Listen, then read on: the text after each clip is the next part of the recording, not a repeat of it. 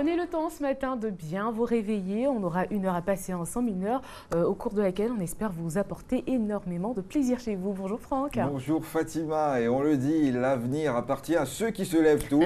J'espère que vous êtes réveillés avec un leitmotiv et quelque chose qui pourra vous booster. Nous, on a ce contenu dans la matinale vacances.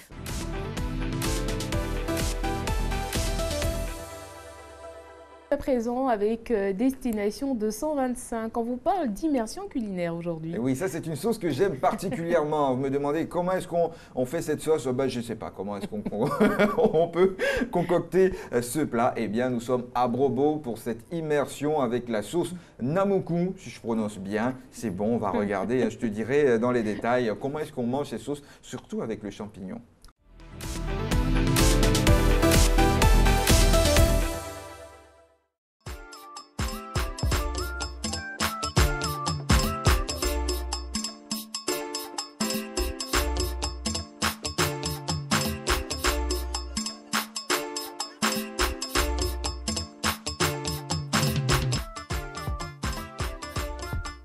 La sauce Namuku, on prépare avec de la viande fumée, du poisson sec, pilé, avec champignons, piment, sel, adjoint vent et puis le Namuku. Pour faire la sauce Namuku, on attend 30 à 40 minutes. Maintenant, on passe à la cuisson. Je mets la viande. Et je mets du poisson pilé.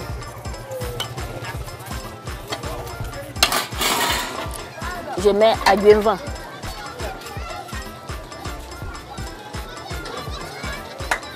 Je mets un peu de sel.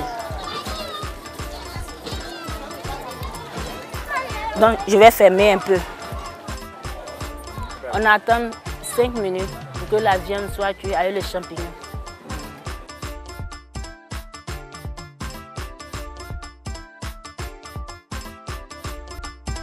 Je mets le piment.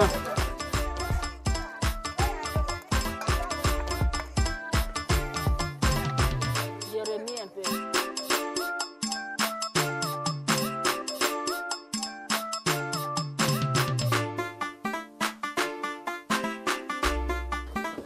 Je vais enlever la viande.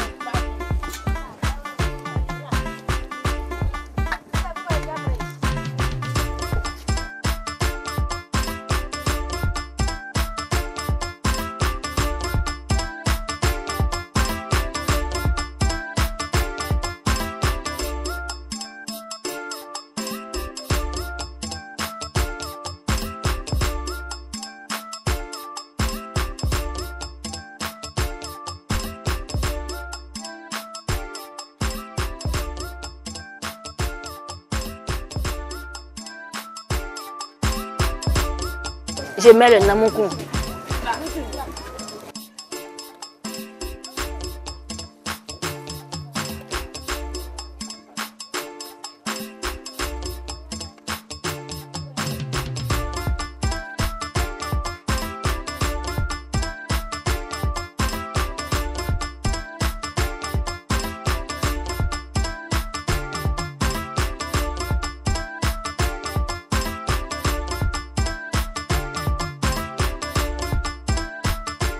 La sauce retirée.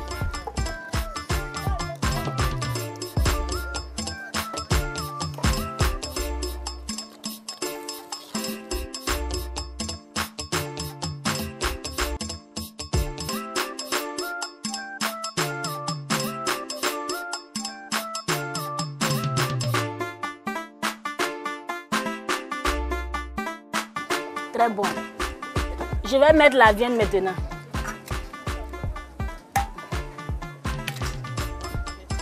Je tourne.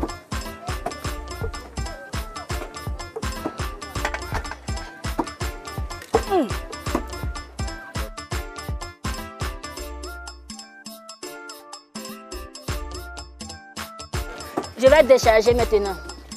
Ma sauce est prête. Je vais servir maintenant.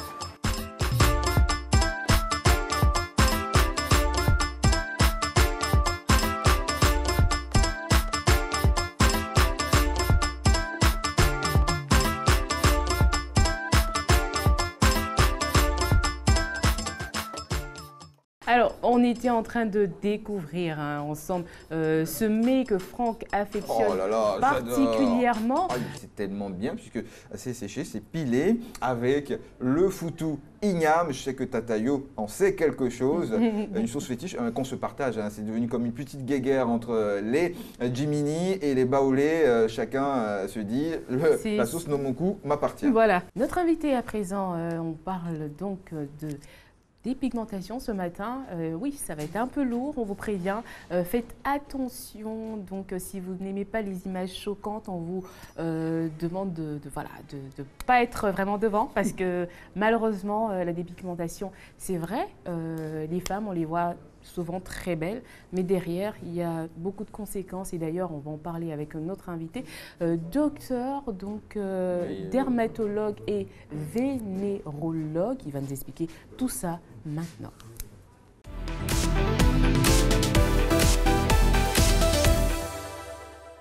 Alors c'est vrai qu'on va parler d'un sujet très très sérieux ce matin, mais avant on tenait à vous présenter donc aux téléspectateurs de la matinale vacances. Vous êtes professeur donc en dermatologie, mais vénérologue également.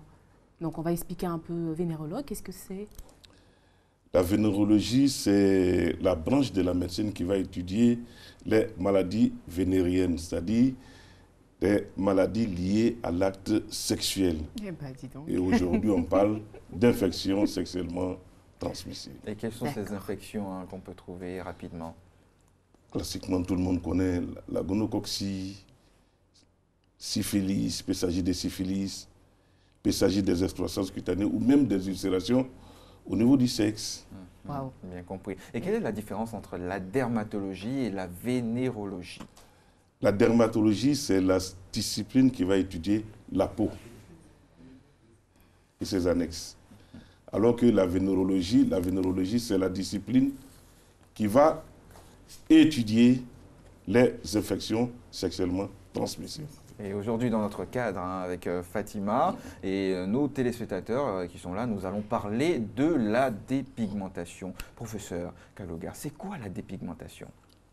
C'est bien, la dépigmentation, c'est une pratique très ancienne, utilisée, et qui va utiliser des produits qui ont un seul objectif, de blanchir la peau ou éclaircir la peau. On a constaté, en tout cas vous me dites, elle est ancienne cette pratique, mais depuis un moment, on constate qu'il y a vraiment un boom au niveau de l'éclaircissement de la peau ici en Afrique, parce que bon, la majorité des femmes en général sont noires, donc là aujourd'hui on se rend compte qu'on est plutôt sur une tendance qui est en train de s'inverser. Qu'est-ce qui explique cela? Pourquoi vous avez l'impression qu'aujourd'hui on est en train d'arriver à cet effet de mode, ce phénomène? On arrive à ce phénomène de mode parce que les femmes généralement veulent se rendre belles. Elles veulent être attirantes, séduisantes. Donc elles vont utiliser tous les moyens à leur disposition pour arriver à leur objectif. Et est-ce qu'on a un pourcentage? Quel est le pourcentage des personnes dépigmentées en Côte d'Ivoire? La prévalence a été estimée à 53% dans les études qui ont été faites en 2008. 53%. 53%. Et dans ces 53%, quel est le pourcentage des hommes et des femmes? Nos études ont montré que seulement 5% pratiquaient la dépigmentation. Dans la population de personnes, bien sûr, pratiquant la dépigmentation, il s'agissait en général de 5% d'hommes. Donc on a moins d'hommes que de femmes, heureusement, mais c'est un phénomène encore qu'on doit décrier parce que ce phénomène peut engendrer des conséquences. Et parmi ces conséquences, on voit à l'écran là, professeur, une image. Qu'est-ce que vous pensez de ça? D'abord, il faut savoir qu'il y a deux types de complications. Les complications liées à la peau et les complications liées au fait que les produits vont passer dans le sang. D'accord. Voilà. Donc, en gros, c'est ce qu'on a comme en fonction de ce qu'on utilise comme produit. Oui, en fonction de ce qu'on utilise aussi comme produit. Et quels sont les produits qu'on utilise généralement pour se dépigmenter en Côte d'Ivoire? Il s'agit de l'hydroquinone dans la majorité des cas. Et ensuite, il va s'agir de corticoïdes ou de dérivés mercuriels. Mais à côté de ces différents produits, certaines personnes utilisent des acides de fruits D'accord. pour se dépigmenter, ou même souvent même l'eau de javel. Ah Oui, Oh là bien là. sûr, l'eau de javel est utilisée pour se dépigmenter. Et depuis un moment, on entend beaucoup un certain produit qu'on appelle le glutathion. Oui. Dans pratiquement toutes les recommandations pour l'éclaircissement de la peau, on retrouve ce produit. C'est quoi ce produit? Il faut savoir que le glutathion est un antioxydant. C'est un antioxydant qui renforce le système immunitaire. Donc il est bien, ce produit Oui, à la base.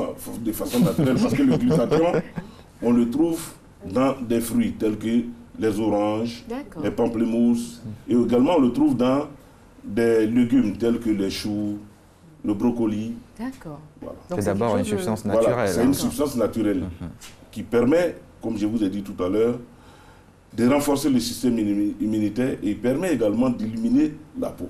Ah. Et c'est là L'illumination. où se trouve tout le problème. Mais pourquoi se trouve tout le problème? Il y C'est a un quoi le problème, but? alors. Parce que je viens de vous dire qu'il illumine tout, et ce qu'on appelle la peau. Donc ça veut dire qu'il va donner un éclat à la peau. Donc c'est cet effet-là que les gens vont rechercher en allant se faire injecter le glutathion, en prenant des crèmes ou des pommades à base de glutathion, ou bien en utilisant des savons contenant le glutathion. Ouais. Et c'est là où il y a un petit problème. C'est là qu'il y a véritablement un petit problème. Parce que quand c'est comme ça, on ne sait pas ce qui est dans ces produits. D'accord. Certaines personnes vont se faire injecter, mais il faut savoir qu'en faisant des injections, on peut avoir des complications. Mais trop plein de glutathion dans le corps, un excédent peut être très néfaste pour le corps, n'est-ce pas? Bon, comme je vous ai dit, le glutathion tel qu'il est utilisé par ces personnes-là en injection, ça peut entraîner des complications. D'accord. Ça peut brûler la peau. En fait, l'idée, c'est de clairement ne pas les utiliser. Je préfère qu'on utilise le glutathion à l'état naturel. Naturel, hein, manger médical. des fruits, par exemple. Voilà, Enfin, des fruits, des choux. d'accord. Voilà, vous pouvez manger Même tout les ça. brocolis, même si vous ne les aimez pas, c'est plus simple. Voilà, c'est plus simple. Et puis bon, c'est pas aussi cher que ce glutathion qui est vendu sur le Est-ce marché. que ça prend plus de temps, peut-être aussi? Oui, mais ça prend plus de temps. Dans la vie, Il faut manger toute la journée. Dans la vie, il ne faut pas se presser, il faut aller step by step. Et à la longue, on va arriver, et surtout, on appelle, atteindre nos objectifs. Mais c'est vrai qu'on en rit, professeur. Oui. Vous en avez parlé. Quelles sont les conséquences réelles de la dépigmentation sur la peau des personnes qui font cette Qu'est-ce pratique? qu'on peut avoir quand on se dépigmente la peau? Qu'est-ce qu'on peut avoir? On va Je vous vous ai montrer dit des que- images, par exemple, et vous allez nous dire Voilà, au ok. fur et à mesure comment on est arrivé à cette étape. Alors, si la réalisation Bon, par veut bien exemple, nous les envoyer. Pour quelqu'un qui utilise, par exemple, le glutathion Ah. en perfusion, Oui. on peut avoir cette Ouh là là réaction là là Aïe, là. aïe, aïe. qu'on appelle le syndrome de Lyell. De lion. Le Mais là, elle a syndrome de plus de peau. Lyell, oui, parce que la personne s'est brûlée la peau Aïe, aïe, aïe, aïe, aïe. Waouh. à la suite de la perfusion. Ah. Un trop plein de produits. Non, c'est pas un trop plein de produits. La personne n'a pas supporté le produit Ok. et le produit a brûlé sa peau carrément. Aïe. Vous voyez, c'est comme si on avait versé de l'eau chaude sur cette Oui, personne. carrément. Donc, carrément, un Voilà. J'ai l'impression vêtement. que la hein. peau est en train de se décoller. Voilà, c'est une personne qui est ébouillantée. Aïe, aïe, aïe. Oh là là là Et là. comment, est-ce que c'est possible de réparer un cas comme ça? Bon, généralement, dans nos études, le syndrome de Lyell a un mauvais pronostic. D'accord. Pas C'est très un bien. mauvais quoi. pronostic. Parce que quand la peau est brûlée jusqu'à plus de 80%, généralement, l'évolution, c'est vers la mort. C'est vers la mort. Mais il arrive des cas où on arrive à rattraper les malades par une bonne réanimation et par une bonne prise en charge. Quand Ah. les malades sont surtout vus tôt. C'est difficile de faire une opération hein, dans ces Ouais, cas, c'est une sûr. personne comme ça. Non, quand on utilise des produits dépigmentants, ça va fragiliser la peau et la cicatrisation va se faire difficilement. Ça aussi, c'est une des conséquences de la pratique de la dépigmentation. Là, c'est une infection qu'on voit à l'écran. Oui, ça, c'est une infection mycosique qu'on voit à l'écran. C'est une personne qui a fait la dépigmentation et vous voyez, c'est des champignons qui ont poussé Aïe, aïe, aïe. autour de la cuisse. Et Vraiment, désolé ce matin. Âme sensible, s'abstenir. Vraiment, on vous offre des images très choquantes. oui. C'est ça. Ici aussi, on voit une personne qui est atteinte de champignons. On va dire ça comme ça. C'est une infection mycosique. Et c'est une personne qui pratique la dépigmentation. Vous voyez, quand vous regardez sur le ventre, il y a des vergetures qui commencent à s'installer. Oui. Et ces personnes-là ne se rendent pas compte. Elles vont se faire traiter par des corticoïdes qui vont entraîner encore une baisse de l'infection. Et ça peut masquer de temps en temps les signes. Et ces personnes ne se sentiront soulagées que soit par des injections de corticoïdes, soit par l'application de corticoïdes en crème sur la peau. Ouais. Donc on va se retrouver dans un cercle vicieux, il va être difficile de sortir. Et là, quand c'est comme ça, les traitements classiques de mycose, c'est 3 semaines, 4 semaines. Mais là, on sera obligé de traiter sur de longues périodes pour avoir un résultat satisfaisant. Au départ, quand on décide de se lancer dans une initiative comme ça, on a l'impression que voilà, il va falloir juste prendre un savon, une pommade, et puis ça y est, c'est réglé. Toujours comme ça. Des petits conseils, non, mais vous pouvez juste vous cirer le teint, voilà. T'appauvris un peu. Et après, ça devient catastrophique. Oui, c'est une expression qui est utilisée. Cirer le teint, ou bien, excusez-moi du terme, quand on vient, on va gaguer un peu le teint, améliorer un peu le teint, mais je pense que tout ça, c'est la même chose. Parce que vraiment, c'est une pratique. C'est une pratique. Une pratique. Il ne se passe pas de jours dans nos consultations sans qu'on ne voit des personnes qui viennent soit parce qu'elles veulent se dépigmenter la peau, ou bien soit parce qu'elles se sont dépigmentées la peau. Il y a des conséquences. Mais est-ce que ces personnes, professeurs, sont informées des complications que peuvent avoir cette pratique sur la peau? En 2008, quand on menait les études, on a constaté que 77% des personnes ne savaient pas que ces produits avaient des conséquences. Mais depuis belle lurette, on fait des émissions à la télévision. Oui, on en parle très souvent. On en parle. On fait des meetings, on fait de la sensibilisation. Donc on pense que les gens sont plus ou moins, et commencent à être plus ou moins sensibilisés sur le fait que la dépigmentation a des conséquences. Mais le véritable problème, c'est qu'il est difficile de dire à quelqu'un qui veut se dépigmenter la peau de ne pas se dépigmenter la peau. Vraiment? Ici, sur l'image de... On a vu tout à l'heure une image de mycose, de champignons. Et tout à fait à côté, où on voit les sandalettes, c'est des images de verrues. Bon, c'est des taches blanches et noirâtres que vous voyez. Effectivement, il s'agit de verrues. Ah oui, carrément. C'est une infection virale aussi. Donc, dû au fait qu'on va avoir une baisse de l'immunité. Quand l'immunité va baisser au niveau de la peau, donc ça va profiter à des microbes qui vont se multiplier et donner des lésions sur la peau. Des microbes comme la gale, par exemple. Oui, on peut avoir la gale, parce que quand vous voyez quelqu'un, ça, c'est un secret dans nos consultations. Voilà pourquoi souvent, il a dit que les consultations... Vous allez sortir les topos, là. Oui, non, ça, c'est vrai. Parce que quand quelqu'un se dépigmente la peau, quand cette personne arrive à la consultation, moi, je pose juste la question. Est-ce que vous vous grattez? Oui, je me gratte. À quel moment vous vous grattez? C'est le soir. Je n'hésite plus. Il faut traiter la gale. Parce qu'effectivement, c'est une infection due à la gale. Vous voyez, sur cette photo, c'est une dame qui fait la dépigmentation. Elle a atteint d'une gale assez profuse, dû au fait que l'immunité au niveau de la peau a baissé. Donc, comme l'immunité de la peau a baissé, le parasite a eu le temps de se développer et entraîner cette forme de gale qui empêche vraiment de dormir. Parce que la gale, effectivement, c'est ça. C'est des démangeaisons, surtout la nuit, qui empêchent de dormir. Pour une personne qui fait la dépigmentation, s'il y a des démangeaisons, surtout la nuit, il ne faut pas hésiter à traiter la gale. Il ne faut pas hésiter à traiter. On va parler rapidement d'une histoire, une histoire des plus cocasses que vous avez rencontrées lors de l'une de vos consultations. Lors d'une de nos consultations, mais les histoires, il y en a beaucoup. Il y en a beaucoup parce que, en fait, le problème auquel on est confronté, c'est que lorsque ces personnes arrivent, parce qu'elles se sont dépigmentées la peau, première chose, ces personnes-là veulent qu'on les traite dans un laps de temps très court. D'accord. Très court. Ou bien quand elles viennent parce qu'elles veulent se dépigmenter la peau, elles veulent qu'on fasse des propositions de produits qui doivent agir assez rapidement. C'est difficile. Ou bien souvent, on a certaines femmes qui arrivent, je dois me marier dans 2 semaines, il faut faire cirer mon teint. Ou bien, par exemple, j'ai des boutons, il faut enlever ces boutons. Mais justement, c'est un peu choquant. Vous êtes médecin. Comment on peut comprendre que des personnes viennent vers vous pour vous demander ce genre de pratique? Oui, mais parce qu'elle pense qu'en passant par le dermatologue, D'accord. le dermatologue, il a la bonne solution. Lui, il peut prescrire des produits qui ne vont pas donner des conséquences. D'accord. Mais c'est la même chose aujourd'hui. Souvent, quand on croise ces femmes ou bien ces personnes qui font la dépigmentation, ces personnes-là vont payer des produits à la pharmacie. Quand elles vont payer des produits à la pharmacie, pour elles, c'est l'assurance. Oui, que c'est garanti. testé. Ça. Donc, si le pharmacien vend le c'est que c'est produit, bon. Bah oui. c'est bon. Comme c'est bon, ça ne va pas donner de conséquences. Voilà. Et malheureusement, c'est c'est mal pas- utilisé. Malheureusement, quand ça donne des conséquences, quand elles arrivent nous voir, et ce qu'on entend, non, moi j'ai payé ça à la pharmacie. C'est ça. C'est vrai, vous avez payé à la pharmacie. Mais est-ce que c'était la prescription Non, idéale? Il n'y a Non, c'est aucune pas forcément la prescription même prescription idéale. qui peut donner ça. Ce n'est pas forcément la prescription idéale. N'importe quel médicament vendu en pharmacie peut donner des réactions cutanées.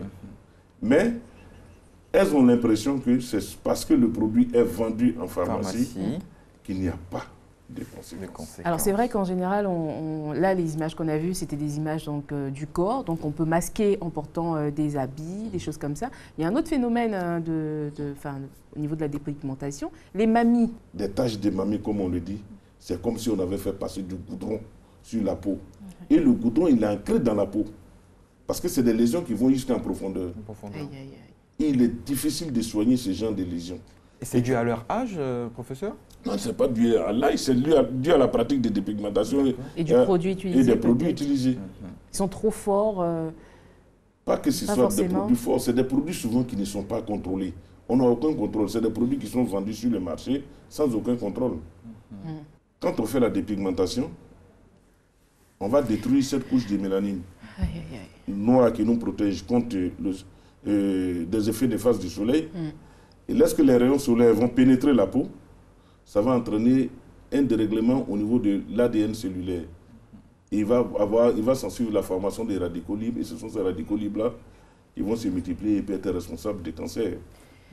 Aïe, aïe, aïe. Vous voyez ici, c'est une image un peu choquante d'une personne qui s'est dépigmentée la peau. Et on a eu un vieillissement précoce de la peau Ah oui. avec apparition des vergetures. Cette personne-là, si je vous dis qu'elle a 35 ans, Oh là là vous n'allez là pas là croire, là mais là pourtant là c'est là la là. pure réalité. Cette personne avait bel et bien 35 ans. 35 ans. Voilà. Et à 35 ans, vous voyez quand la peau Ouais. est flasque comme ça, comme une peau de vieille personne de 85 ans, 90 ans, vraiment, c'est pas agréable à Et voir. qu'est-ce que ce sera 10 ans, 20 ans plus tard? Parce que si déjà c'est comme ça maintenant. Oui. 10 ans, 15 ans, ça sera ce qu'on verra vers la fin. Aïe, aïe, aïe. Mince. Oh là là. Bon. Mince. En On tout en cas- a pour notre dose ce matin. Vous voyez, ces maladies, ça nous fait réfléchir. Il faut qu'on vous présente tout ça pour que vous puissiez comprendre Vous ce êtes que ce phénomène certainement est. en train de vous difficile. lancer dans une aventure. Voilà, l'idée De pour Tchacho. nous, communément appelé ici comme ça. Voilà, l'idée pour nous, c'est vraiment de vous dire, faites très très attention à votre santé, à votre peau, à ce que vous mettez sur vous. La thématique du jour, on vous le rappelle, c'est le bien-être donc du corps. Et on a besoin de vous parce que avec les téléspectateurs, on est bien. Parce que si on fait une émission, on n'a pas de téléspectateurs, c'est grave. Donc on a besoin de vous. Donc prenez soin de votre santé, c'est très important. Donc aujourd'hui, c'est vraiment pas pour voilà, si vous avez déjà fait, bon, on espère que vous n'êtes pas dans ces cas-là. Et sinon, si on peut voir le médecin ou essayer de tout faire pour ne pas arriver à ces cas graves-là. Dans nos difficultés qu'on a, quand vous essayez de donner des conseils, on vous classe Ouais. comme médecin. Moi déjà, souvent sur les réseaux sociaux, on me dit n'allez pas voir professeur Kaloga pour parler de dépigmentation parce qu'il est contre. Non, je ne suis pas contre la dépigmentation. J'explique ce qui peut se passer quand on fait la dépigmentation. Vous informez. Il t'appartient de te dépigmenter ou pas. Mais moi, je n'ai pas le droit de te juger en tant que médecin. Si vous êtes venu me voir parce que vous avez un problème lié à la dépigmentation, je me dois de corriger. Mais ne me demandez pas, par exemple, de faire cette correction en 2 jours, 3 jours, parce que ça, j'ai l'habitude de dire aux patients, pensez-vous que s'il y avait des produits pour faire disparaître votre mal en 2 jours, moi, je ne l'aurais pas prescrit et avoir un bon nom. Bien sûr. Si, j'allais le faire. Oui. Mais la peau même se multiplie, se renouvelle tous les 28 jours. et vous me demandez de faire disparaître votre tâche en 2 semaines parce que vous voulez vous marier. C'est impossible. C'est pas un compliqué. miracle. Voilà, c'est compliqué. Ces produits-là qu'on va utiliser à tort, ça peut diffuser le sang et donner un jour même une insuffisance rénale. Alors vraiment... Voilà pourquoi nous faisons de la sensibilisation. Et c'est difficile de faire cette sensibilisation parce qu'on n'est pas compris. On est jugé à tort. C'est devenu un phénomène esthétique, hein, on l'a dit, tout le monde veut s'embellir la peau. Ce qu'il faut savoir, c'est que la peau, c'est un organe de beauté. C'est la peau qui permet de juger une personne. Vous allez dire que, tout à l'heure on s'est assis ici, elle est belle. Elle est belle par rapport à quoi? Parce qu'elle a une belle peau, elle a un joli visage, les ongles sont bien taillés, elle est propre. La peau permet de juger déjà quelqu'un. Est-ce que vous voyez? La peau permet de juger. Donc il faut faire attention, il ne faut pas se Voilà, rater sur ça. c'est la vitrine en fait de l'être humain. Donc il faut faire attention. Alors vous allez regarder nos téléspectateurs, on vous reçoit ce matin, on vous l'a dit dans notre thématique bien-être du corps, un message à l'endroit de tous nos téléspectateurs. Qu'est-ce qu'on doit retenir de votre passage ici sur ce plateau? Qu'est-ce qu'il faut retenir de ce passage ce matin? Eh bien, il faut savoir que la dépigmentation est une pratique qui est faite depuis très longtemps. C'est une pratique qui n'est pas sans conséquences. Des conséquences existent. Mais c'est au patient ou à celui qui veut pratiquer la dépigmentation d'apprécier le bénéfice et le risque et de prendre une décision. Nous, en tant que médecins, nous donnons des conseils et nous vous montrons les conséquences que l'utilisation des produits peuvent avoir sur la peau. Mais il appartient au patient de décider ce qu'il veut faire. Mais nous, notre souhait est que cette pratique-là soit évitée au maximum. Aimez-vous comme vous êtes, voilà, on est 3 personnes sur ce plateau, il y a 3 teintes différentes et chacun assume sa teinte. Et puis voilà, on espère en tout cas que chez vous, vous allez faire ça. D'ailleurs, on va finir sur ces belles images-là. Je vous exhorte à garder Bon. Depuis ces années, ça n'a pas changé. On suivra votre conseil. Non, il faut suivre oui, non, mais conseil. parce qu'on est vite tenté. Hein. Il y a beaucoup de choses qui se racontent et tout. Il faut avoir une personnalité quand même aujourd'hui assez forte pour garder son teint. Et donc, c'est pour ça qu'on vous exhorte vraiment à respecter votre peau comme elle est. Merci vraiment d'être venu sur ce plateau avec nous pour nous parler justement de cette sensibilisation. Voilà, on espère que le message a été bien perçu, qu'on va suivre vos recommandations. Portez-vous bien, à demain. Merci. Allez, au revoir.